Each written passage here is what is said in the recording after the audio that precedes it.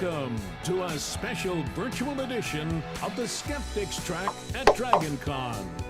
And now, your host, Angie Matty. Hello, and welcome to the live Skeptic track with Dragoncon streaming from Calico Studios. I'm your assistant director for the Skeptic track, Dr. Angie. Thank you so much for joining us. Today we have with us Elonka Dunin, who is calling in from Rockville, Maryland. She is missing Dragoncon desperately. She's been coming every year since 1999. And Klaus Schmeh, who will be joining us later, he's on a train. So welcome to our virtual meeting here, Elonka. Oh, Dragoncon! Even if it's virtual, I am so happy to be here. Well, thank you so much for joining us. I know Klaus will be joining us in a little bit, so I think he's getting the technical difficulties worked out. And sorry for the delay in starting, folks who have been watching the live stream. Please forgive us. You know, there's still a couple of little kinks here and there. But thank you so much for joining us. I understand that there was a very interesting parapsychology experiment. Yes, by this man named Robert Dunin in 1940s. He said he was going to try to prove that, conduct an experiment, a rigorous experiment on whether life after death existed. So he was going to encrypt a message and then die, and then channel the key after his death, and then someone would be able to decrypt the message after his death. And he felt that this would be good proof for the existence of life after death. And he did 3 messages, and lots of psychics got into the fray. However, I don't want to give away the answer. Okay, so, I think, do we have a video? I'm told we have a video. I see lots of things bustling. Hi, welcome bustling's to going on. Our talk on the life There we go. after death experiments. Robert Dunin. So, my name is Elonka Dunin. I am a game developer, crypto expert, book author. I've been speaking at Dragoncon for many years. And this is... Hi, I'm Klaus Schmeh. I'm a German IT security expert, crypto expert, book author, and most of all, I'm a skeptic. I'm a member of the German Skeptics organization GWUP. Okay. And together we are writing a book, Code Breaking, A Practical Guide, which should be out later this year in December 2020.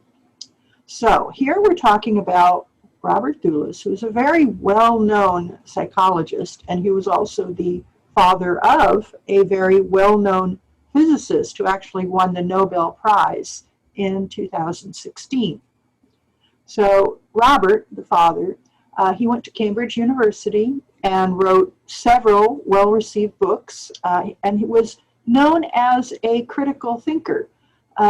He also had an interest in parapsychology. He was the president of the Society for Psychical Research, and he came up with the word psi for like psi factor, for anything that cannot be explained by known mechanisms. He wrote a couple books on psychical research, and he tried to improve the scientific standards in parapsychological research.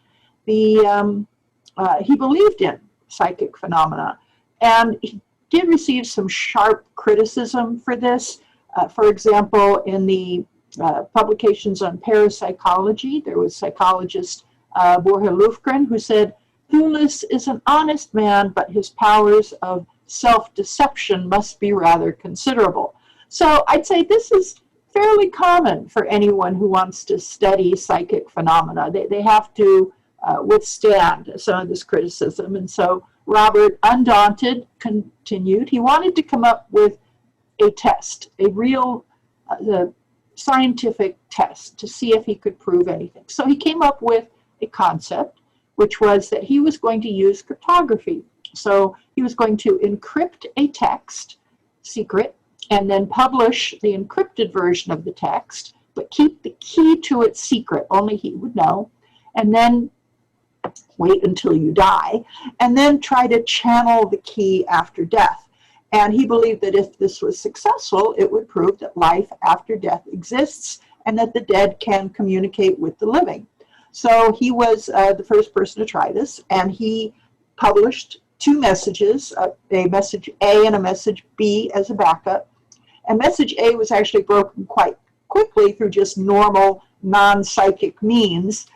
So then he later published a third message, message C. By the time he died, B and C were still encrypted. No one had cracked those two messages or received enough from the beyond in order to solve them. So this is the first message. It was published in the Proceedings of the Society for Psychical Research. And this is the message. And he gave a hint, which was that the plain text is a quote from Shakespeare. Now, there was one flaw in the design, a small flaw, which is that he did not publish the encryption method of this. He just said that it was well known.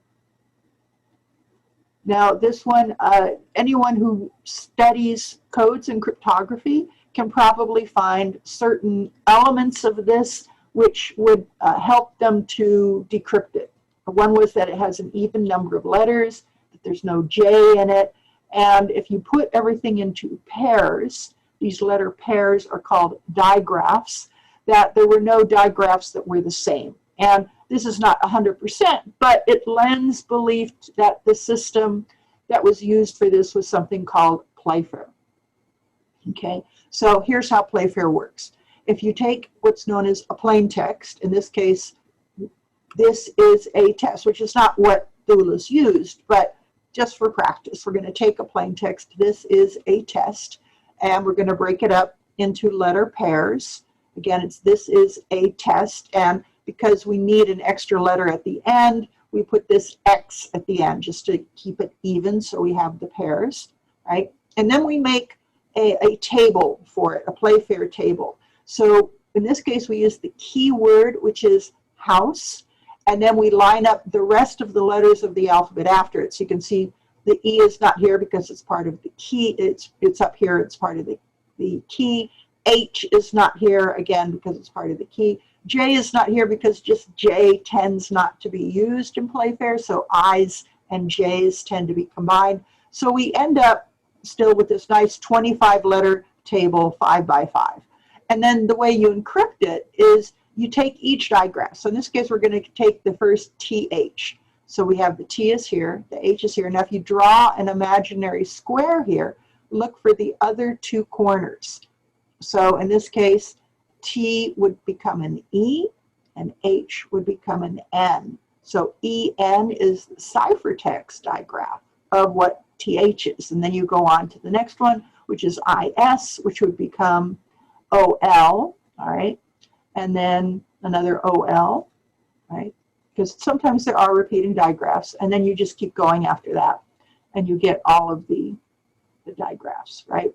And so that would be the ciphertext equivalent of this is a test, using the key of the word house. Now, an anonymous code breaker did figure this out. They use code breaking methods, not psychic techniques. They figured out that Playfair had been used, and there are methods for solving Playfair ciphers. And then they contacted Thulis and said that the answer to this is from Macbeth, Act 2, Scene 2, The Balm of Hurt Minds, Great Nature's second course, chief nourisher in life's feast. And then they figured out that the key word, not house, but the key word was the word surprise. So Thulis then published a third message. But first we'll go on to message B. This is, again, published in the Proceedings of the Society for Psychical Research. And he said a hint for the key was passage of literature, all right? And this time he also did reveal the method. This was a different method from Playfair. This is a fairly complicated method. We think that he definitely had help from someone who knew about codes. And the way this worked is that the key, in this case a phrase, this is a sample phrase, I have a dream, and we're trying to encrypt the word home. This is our plain text. So how did it work? You have the phrase of I have a dream, and then you take each letter and you say, what is it in the alphabet? So A is 1, it's the first letter in the alphabet. D is 4, it's the fourth letter of the alphabet, and so forth. So you put all of the numbers, and then you add up all the numbers in each word. So I, it's by itself, so it's 9. Have, you add up these 4 numbers, you come up with 36. A is just 1, and then dream, again, you add up all 5 numbers and you get 41. So then you take the letters of the plain text. So H, which is an 8, you add the first letter here to the first word here. So 8 plus 9, 17. You go on to the next one, the second letter, you add its number to the second word in the key. So 15 plus 36, 51. And then you keep going on like that, right? So now we have 4 numbers that we're encrypting here. And then we turn these numbers back into letters. So 17, the 17th letter of the alphabet is Q. 51, since what you do is you do a mod here. So 51 minus 26, and you end up with 25, and that's the letter Y. 14 is the letter N, and 46, again, you subtract 26, so 20, and then you get the letter U. So Q, Y, N, U is the ciphertext equivalent of the plain text home using the key I have a dream. I know it's kind of messy here, but he came up with really a very good system. All right? All right. So with Doulis, it wasn't I have a dream, we just knew that the key was a passage of literature. So, situation in 1948, Doulis, still alive, has published his article with the 2 encrypted messages, and with this plan to channel the keys after his death. 1 message was immediately broken, so he decided to publish a 3rd message. And this message used a different method, where he used what's called a double encrypted playfair system with 2 keys. So there was a keyword 1 and a keyword 2. I won't go into all the details of it, but with those 2 keys and playfair, the encrypted, the ciphertext version, this was the ciphertext, which again he published in the Proceedings of the Society for Psychical Research. And he was hoping that he would be able to channel from the beyond a key which consisted of 2 words. So, just repeating it because I know it's kind of a mess. Message A was a key which was 1 word. Message B, the key was a passage of literature, and message C had 2 words. Message A was immediately broken by someone else. Message B, not immediately broken. C, also not broken. So psychics were trying to find out, 1, the passage of literature, and 2, the 2 words, which were the key for message C. So now we have Klaus, our researcher extraordinaire. He loves going to libraries and researching all this stuff. So he found the Doulis papers in the Cambridge University Library. And he found that psychics had been sending in hundreds of potential keys, both before and after Doulis's death. A lot of attention on this. So here's, this was a 1956 seance. These are the minutes from the seance. And they were thinking message C, that 2 words. They were coming up with the words, what about point and beloved? Or message B, the passage of literature. The medium said, I see the word hood several times. Of course, all this turned out to be wrong. Here's a minutes of a 1962 seance. The 2 words for message C, they came up with the words white and rose. Message B, they got nothing. So, but either way, wrong. And here's another one, a 1962 seance. The 2 words good morning. Nope, nope, wrong, wrong, wrong. So all of this, again, before Doulis's death, the Society for Psychical Research packed all this up in a packet and sent it off to Doulis saying, well, here's what we've got so far, because they didn't know what the answer was. And Doulis took a look at it, and he was really kind of disappointed by the whole thing. And this is the letter that he sent back to them in 1958 saying, well, thank you for sending me the contents of the file about my survival test. It is a somewhat disappointing result. For 10 years, which have elapsed since my original publication, but I have, however, told my correspondent in New York what has happened, and I returned the material herewith. We don't know exactly who the correspondent in New York was, but we know that Thulis did get a chance to see all the stuff by the psychics, and he was just disappointed. So, okay. So Thulis, after a long and a full life, passed away in 1984 at the age of 90. So messages B and C at this time were still unsolved. So psychics, again, jumped to action here, trying to see if they could contact Thulis in the beyond. And again, many messages were sent in. This was a New York psychic who wrote in 1985. They said they used a Ouija board, though notice that they misspelled Ouija board. Anyway, they were trying to come up with, I don't know what they were trying to come up with, because anyway, they came up with that, and no, it was wrong. Then here was another message in 1986, and again, we don't know what they were sending. And this was something from Norwich. They received various numbers, and no, that wasn't it either. And this was a psychic in Utah in 1985. They were going for that 2 words key, and no. And this was someone from in UK, a psychic sent this in, and they thought that perhaps they asked their spirit about this riddle, and they got the words instructions concerning a king, but no. So the situation in 1996, Thulis has been passed away for 12 years now. Numerous mediums have tried to contact Thulis in the beyond, but to no avail. So messages B and C were still unsolved.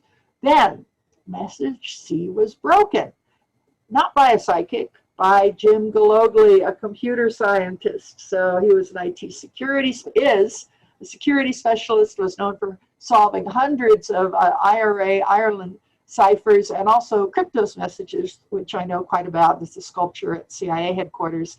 And according to PBS, he is the best non-government cryptanalyst in the United States. So how did he do it? Well, he wrote this paper. It was Jim and Larry Harnish. This was in 1996 in the well-known academic journal Cryptologia. And he said that he was looking for those 2 words, the solution to message C. Again, this was computer code breaking, not parapsychology. And it used Playfair, 2 keys. And this is the actual answer. This is Thulis's answer, which is, this is a cipher which will not be read unless I give the key words. And the keys to this, the keywords which Jim found, were black and beauty. Okay. So how did he do it? Well, Jim Gologly wrote a computer program that checked tens of thousands of keyword candidates. This is known as a brute force attack.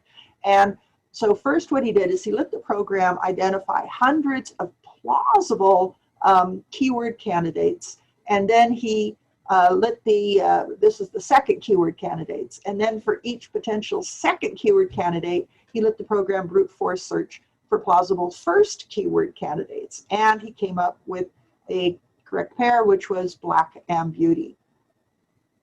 Okay. And this is, again, comparing it to the various things that psychics sent in. No black beauty in here at all that Klaus was able to find in Cambridge. Right. And also what psychics had handed in for what they thought the plain text might be: unconscious thought field, instructions concerning a king, rest of, no, nothing that was even close to what the actual answer was. All right, so situation in 2019. Klaus, take it away. Yes, so in 2019, 2 of the Thulis messages had been solved, but one of these was still unbroken. At this moment, Thulis was dead for 35 years. His experiments had almost been forgotten in the psychic scene, but there were still a few crypto enthusiasts like me who were still interested in this story, and also a few people who were good at code breaking. And so, as I said, message B still was unsolved, and so code breakers and psychic people could still look for this passage of literature. And what happened? Well, in 2019, message B was broken. And again, it was not psychic powers that solved the mystery, but it was code breaking with a computer. And the code breaker who was successful was Richard Bean from Brisbane, Australia. He's a mathematician by trade, specializing in combinatorics and statistics. And he's interested in encryption technology, which is cryptology. Well, he already before he occupied himself with the Thules story, he solved a famous unbroken cipher left behind by an IRA activist. The cipher was created in 1927. And in 2019, he solved it, which was very difficult because the cipher contained a mistake. And in spite of this error, he was able to break it. And this made him almost a media star, at least in his home city. There was a lot of press coverage about this code breaking success. And well, when he was done with this task, he tried another one. He tried to solve Thules method B, and in fact, in 2019, he was successful.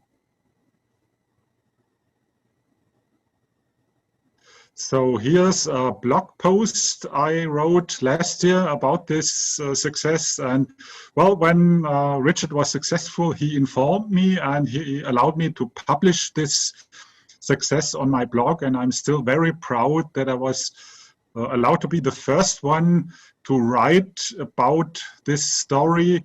Well, the question is, of course, now how Richard did it. And in fact, he used a computer, of course. Computer code breaking was used, not parapsychology. And so what he did is he simply searched for this passage of literature, which is difficult, of course, because there are millions or even billions of possibilities for passages of literature Thules might have used. So what Richard did is he took all the books that were available in 1948 from internet pages or internet collections, and he came up with a collection of 37,000 books that were available in 1948. And in each book, he identified each 74-word phrase he could identify. And with each of these 74-word phrases, he performed a decryption. So this was a huge job for a computer program to do. But finally, after billions of tries, the computer program found one text passage that made sense, and it turned out that this was exactly the solution or the keyword or the key phrase that led to the decryption of message B. And as you can see here, the message as such is not very spectacular. It simply says a number of successful experiments of this kind would give strong evidence for survival, which is certainly true. And the key or the passage of literature turned out to be a poem titled The Hound of Heaven, written by Francis Thompson. And well, this is even a well-known poem in the English-speaking world, and it turned out that Richard Bean even knew this poem. So it would have been easy to come up with this poem, but of course it was not known. And this is how the decryption works, or basically it's basically the method that we already showed, or that Elonka showed on a previous slide. So the key is a passage of literature, the poem, The Hound of Heaven, and each word of this poem is turned into a number. And then each letter of the plain text is turned into a number, and then the numbers are added. And the result is, of course, a sequence of number, and then each number in this sequence is turned back into a letter. And this is how the ciphertext results, and this is exactly what Robert Thules published as message B, and what Richard Bean found out last year. Okay, so what is the situation today in 2020? So we have Thules, who has been dead for 36 years. All three of his messages have now been solved, A, B, and C, but however, no proof for life after death. But there are other experiments of this kind going on. Now, a few that we know of. One is Thomas Eugene Wood. So he was inspired. He was a son of a glass manufacturer. He lived in the UK. He was a solicitor, had an interest in parapsychology, and he was a member of the same Society for Psychical Research. And he read about Thulis's experiment and decided that he would publish his own message. So in 1950, which was a couple years later, he published his own message. He was at 63 years old after he retired. And he used the same method as Thulis had done, that very complex system of message B, but he put an extra twist into it. He said the key was the text passage, but he threw in some other languages. For example, this is not what he actually used, but if you have the sentence, yo am you, yo is Spanish for I, M is French for love, like or love, and you is English. So I like you or I love you. And then he said he encrypted it with key text from a generally available book, but it was in a non-English language. So of course this makes things much more difficult. And he planned to not only channel the key, but also the languages of the key text and the plain text. So Klaus again jumps into action, doing research at the Cambridge University Library. He found lots of literature, dozens of potential keys that were handed in by psychics. And this was all created before Wood's death. And we can't say for sure what it means, because we don't know for sure what the actual answer is. This is a 1950 letter from a London medium, but some of it we could tell is not correct because their only was fear of vice is English, and Wood had said that it wouldn't only be English. So it's wrong. And then we have Wood also as an extra piece of assistance to clairvoyance, is he knew that sometimes they needed not just a name, but something that connected them with the person that they were trying to find out about. And so he actually provided a lock of his hair.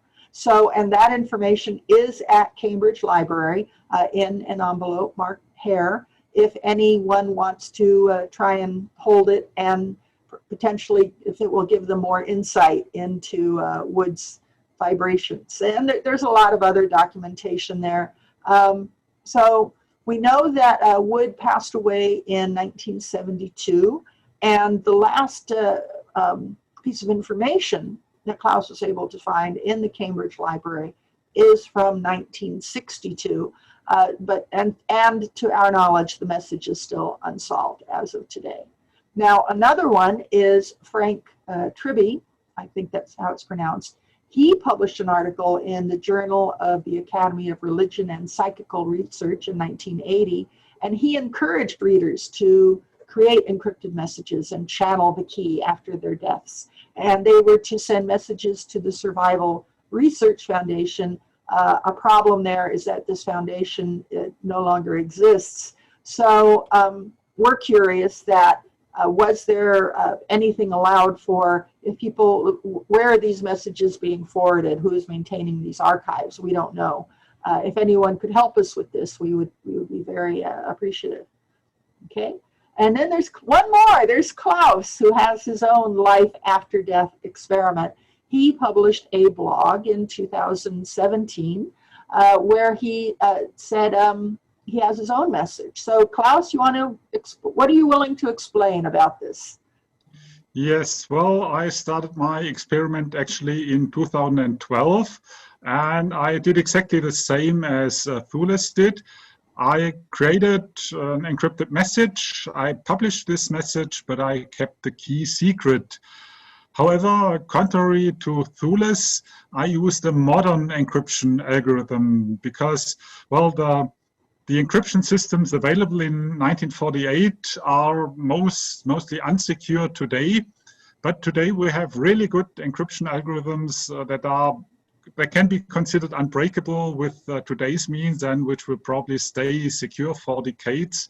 So I took one of these, the AES, the Advanced Encryption Standard, and I encrypted my message with this system.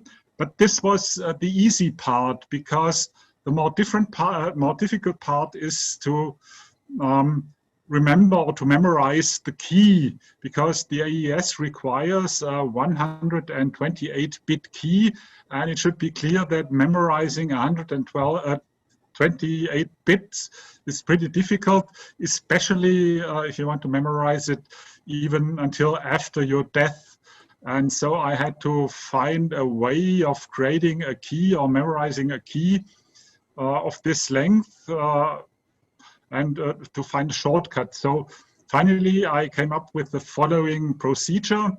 I generated a key, or first of all, I generated a nonsense sentence consisting of 11 or fewer words. And from this nonsense sentence, I only took the first letter from each word. I converted each one to its ASCII representation. Well, as you know, an ASCII representation always has 8-bit. So I ended up with about 64 to 84 bit, and the rest is padded with a method that is introduced on a website. The URL is given here. So basically what I will do, or what I will try after my death, is to channel this sentence, and everybody who is interested should check this website and convert this sentence into a 128-bit key and try to decipher this message with the AES encryption algorithm. If you're successful, or if you simply have an idea of what the keyword might be about, or the key phrase, don't hesitate to send it to the German Skeptics organization GWUP, and please put Elonka on CC. So I'm looking forward to many interesting channeled key candidates, and who knows, one day we will prove that life after death exists, and that I will be able to communicate as a dead person with the living. And I am not in any hurry to lose Klaus, but I have promised him that I will create a web page, and if I get this information, I will put everything I receive, right or wrong, or I can't tell, onto the web page. And Klaus has said that from the beyond, he will very much enjoy looking at my web page. So we will see. All right. So conclusion. We have Robert Thulis. He did his 3 messages. All were broken by crypto experts. Thomas Wood, 1 message still unsolved. And Klaus Schmeh, 1 message still unsolved. And so we have his experiment was well designed. But once again, scientific methods worked where psychic methods did not. So thank you very much. If anyone has any questions or psychic ruminations, feel free to contact us on Twitter, or you can contact us at the Gmail addresses that you see here. And thank you very much. Thank you so much. That was fascinating.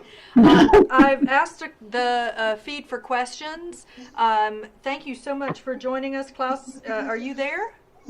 There he is. There he is. Hello. We're so happy you finally made it. We hear you were on a train. So we're glad you finally made it.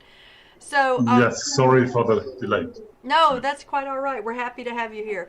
So while we're waiting for the chat feed to give us more questions, what has been your biggest surprise in all of this, or have you had a biggest surprise?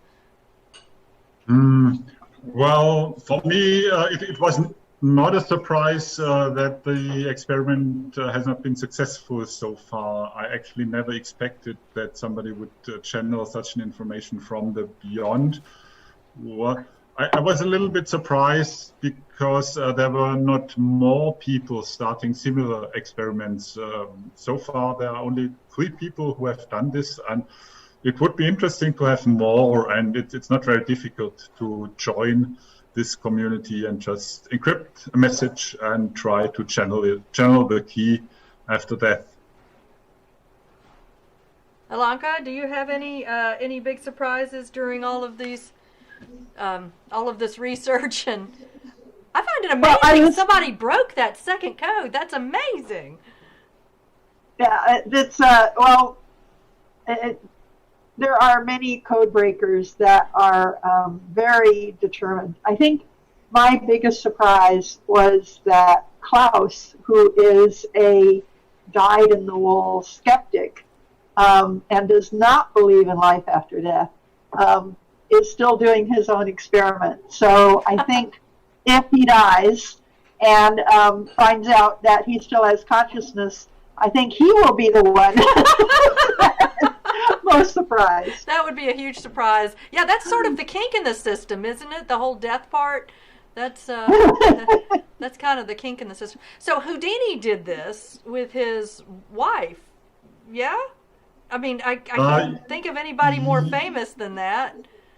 Yes, it's true that Houdini did it, or I don't know the story in detail, but I think he cheated somehow. After his death. Somebody came up with a key, but it turned out that it was not channeled from the death, but that simply he had told somebody about the key. But it was not a real parapsychologic, or not an experiment based on scientific standards, so that one doesn't count. Right, right.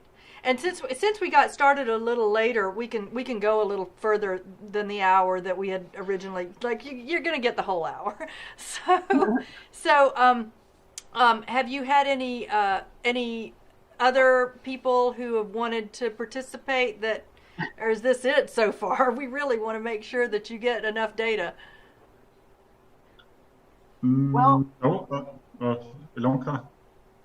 Well, no, I mean, the question is where these messages would be published, since the original society is no more. Oh, yeah. And so I'd be very interested to see if there are, for example, current psychic organizations that would be interested in doing more of these experiments in a structured, formal way. I'd be happy to partner with them. I may live to regret that statement, but I would be happy to partner with them about kind of publicizing these kinds of experiments. Are there long-standing psychic organizations that have that kind of like that same kind of longevity? I don't know of any, but I haven't done a full search. Well, that's fair. I wouldn't know. Well, all the experiments I know about are these two from 1948 and 1950, and it seems to me that these psychic organizations have lost interest in this kind of experiment. Yeah. At least not much has happened in recent years. Yeah. Well, I guess dying is non-optional, but probably they don't want to verify. Yeah. Well. So, have you any other research in the hopper? Anything online or coming online? Any others? Related to codes, Sure. or related to life after death experiments? Yes, both. Oh, codes, absolutely. We, in fact, with our new book that's coming out in December, and I'm not just saying that to plug it, but we have a series of challenges in the book. Which is both codes to be solved and also some of the most famous unsolved codes. And so we're going to have also in the book, there's going to be a meta puzzle. It's what I do. I hide puzzles in puzzles. And if anyone's interested in solving that, that's something else to look forward to. So tell us about the unsolved codes. What are some of those? Well, the most famous one, and I think I've given talks at Dragoncon a few times on this one, is Kryptos, which is the sculpture at the center of the CIA headquarters. It's got 4 codes on it. 3 of the 4 have been solved. The 4th has not yet been solved. It's one of the most famous unsolved codes in the world. And actually the artist just gave a new hint on that just a few weeks ago, came to public attention. He gave another 4 letters of what the actual answer is going to be. It's 97 letters down at the very bottom of the sculpture. And we already knew that there were the words Berlin, and clock was in there, and the word northeast. And then he said that there's another east in there. So that's got a lot of people jumping up and down. I'm very excited. I'll be giving a little more information about that at my next Dragoncon talk, which will be on Monday in the electronics track. Oh wow, what a great commercial for them. Definitely they should get a plug if you're going to be speaking to them about that. So what about now, you were involved with the Da Vinci Code? Tell us about that. A little bit. The author, Dan Brown, I've helped him with the research for some of his novels, and he actually thanked me by naming a character after me in one of his novels. The sequel to the Da Vinci Code is a book called The Lost Symbol, and in The Lost Symbol there is a character named Nola K, which is a scrambled version of my name, Elonka. And yeah, I'm in contact with Dan Brown. I keep him kind of in the loop on what's going on with cryptos, and we chatter about other code-related things. Okay, so let's see. We've got a question coming in. Have there been any thoughts given to designing an experiment of this kind in a way that would prevent someone from solving a puzzle cryptanalytically and then claiming to have done it by paranormal means? I mean, Klaus? I don't think so. I don't think this is really possible, because if somebody finds the key, it will never be clear if this person has received it from the beyond or if he has just done good code breaking. But I think in the case in the experiment I started, it will be extremely difficult to break this message with cryptanalysis, because it's a very good encryption system that has been around for 20 years, and nobody has ever even come close to breaking it. So if somebody breaks this message, I'm pretty optimistic that it's a key received from the beyond, and that it's not conventional code breaking. That looks like it'd be very hard to break by brute force, like the other. Yes, brute force. Well, no. There's a 128-bit key that's impossible to break with brute force. Perhaps somebody will find the sentence or the phrase I use, but it's a nonsense sentence, so it will be extremely difficult. And so I don't think it will happen that somebody will break it and then pretend to have psychic powers. That sounds like it's a pretty unlikely scenario. So you've got this book coming out in December. Where can someone else read about this kind of thing? I know when I used to get Games Magazine when I was a kid, I was always very frustrated with the codes because I absolutely lacked that skill. So I'm certain, though, that there are others who have the skill and who want to be able to put their skills to the test. Where can they go? This is the book. It's called Code Breaking, A Practical Guide. And one of the, there's various target audiences, and one is that it's for people who don't know about codes and want to learn about them. For example, if someone is going through their attic or their basement and they find an encrypted diary or an encrypted postcard of a great grandmother or great-great-grandfather, and they want to know what it says, but they don't want to go online and say, here's my ancestor's postcard, because if it was encrypted, it had it for a good reason. Right.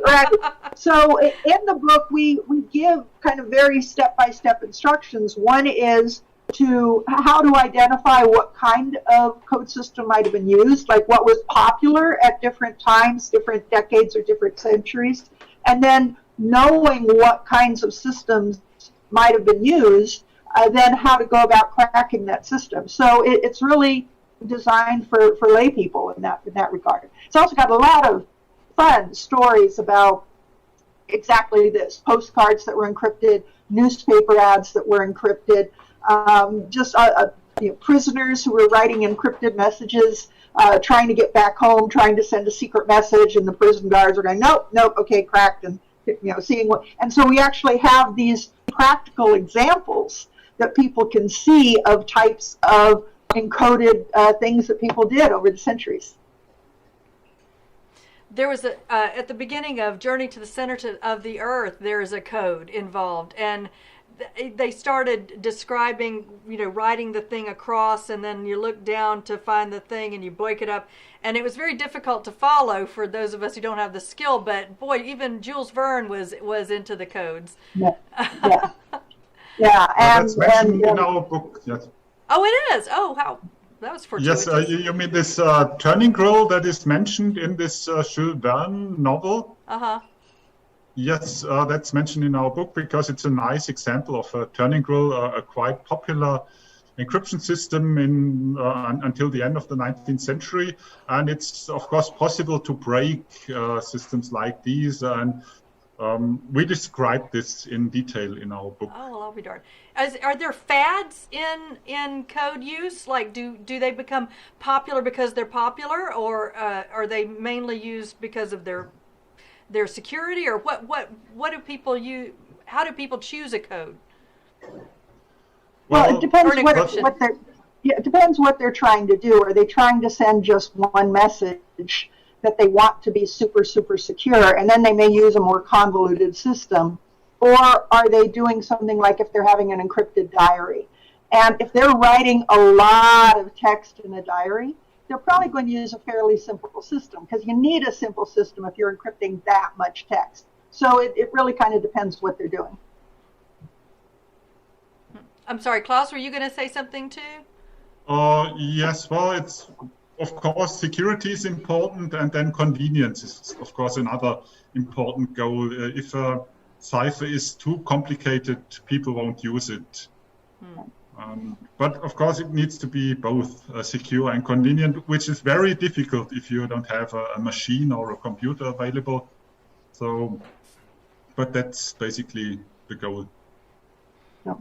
Do you have a favorite? Do y'all have favorite code, like whether or not it's particularly secure? Are there any that you just find adorable and charming, and wish you could use all the time? For me, it's the Freemason cipher. It's like a tic-tac-toe grid. Sometimes it's called the Pigpen cipher, and it has other names.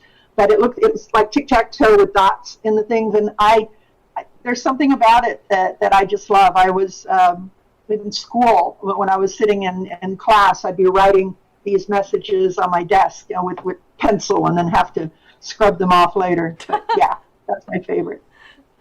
Klaus? Well, these the codes we describe in our book are all pretty old, so none of them is really secure, or most of them are not really secure. So my favorite encryption systems are the modern ones, because some of them are really good, but this is more for specialists and for computer programs. It's nothing for conventional code breaking, but there are a few very nice modern systems available that are pretty secure. Which ones do you just hate? That you just I gotta do this again? I mean, like what? Which codes do you just hate when you see them? Anything I can't solve. Yes, that's correct. Yeah. Yes, well, codebook codes are certainly not my favorite when it comes to breaking them. So a codebook is something like a dictionary where you have a code word for every word of a language. And if you see a message like this, it usually consists of many numbers, each one consisting of 5 digits or so. And it's hard to break unless you have the book. And it's also not very convenient to use, because you need to look up every single word in this book. So this is certainly not the kind of code I like to work with, neither as a code breaker nor as a user. Yeah, and another one that I don't like is that people write to us all the time, like every week, with, hey, here's a code that I just came up with, will you solve it? And though I realize that often these people mean well, often it's kind of, it can be irritating sometimes, because someone comes up with a code, they don't test it, they don't have anyone else check it to make sure that it's a good system, that it's a reliable system, that it can be used for a sender and a receiver. They just come up with something out of the blue and send it and say, hey, solve this. And I would say I don't care for those very much. So, hey, Klaus, could you tell us about that hanging behind you? Is that something, are you sending a signal with that? No, not at all. It's just a calendar, and not even a current one. I think it's from 2000, but it's absolutely no secret message, and it's just for decoration because it looks nice. It was really not my intention to send a message. There may or may not be a secret message behind me here in my natural habitat of everything. I see you in that mishmash. So we did get a question. Let's see. I assume this is meant for Klaus. Couldn't a 128 qubit quantum computer break that code quite easily? Well, that's an interesting question. Basically, quantum computers are not available yet. This is future technology, so it might be available in 20 years or so. So we're talking about a situation that might become interesting in decades. But basically, a quantum computer can, in fact, divide the key lengths or reduce the key lengths to its half. So when quantum computers are available, it might be possible to break this 128-bit key like today 64-bit key, which is still extremely difficult, or it requires a lot of computing power, but it's possible. So that might be a way to break this message in 20 years or so. So it's something that could happen, but I'm sure we still have 2 decades before this becomes realistic. Well, hopefully you'll outlive that. Yes, that's what I hope to. Let's hope you do. Well, I don't see any other questions. So I would like to give y'all some last time to do a shameless plug for your book and for any other websites or anything else you like. Yes, well, I have a blog. On my blog, I write about codes and encryption and things like that. So if somebody wants to read about this topic, just come to, the URL is mysurname.org. And then there's, of course, our book. I think, Elonka, you can even explain it better than me and give a last pitch for this book. So, Code Breaking, a Practical Guide. Our website is codebreaking-guide.com. And we've got various bits and pieces from the book in there, and we'll also be including other bits and pieces about codes that did not make it into the book. But we're looking forward to including that information as well. Well, thank you so much for joining us on live streaming Dragoncon Skeptic Track video feed. I'm so sorry that we couldn't have a live Dragoncon this year, but hopefully next year we'll be able to meet in meet space. I thank you so much again. Please, if you are interested in seeing these videos, you can go to skeptrack.com. It will direct you to the YouTube feed that has the archive of old videos for the past 10 years. Thank you, Mark Ditzler. Thank you to Calico Cove. And we will see you, hopefully, on the next talk at 5:30, Why People Are Transgender. Thank you very much. We'll see you then. As fun as all this streaming content is, we sincerely cannot wait to see you all in person again next year. Remember to stay healthy and safe until then. Wear a mask when interacting with other people out in the real world. Want more Skeptrack? Get more than 10 years of Skeptics Track programming at our video archive, video.skeptrack.org.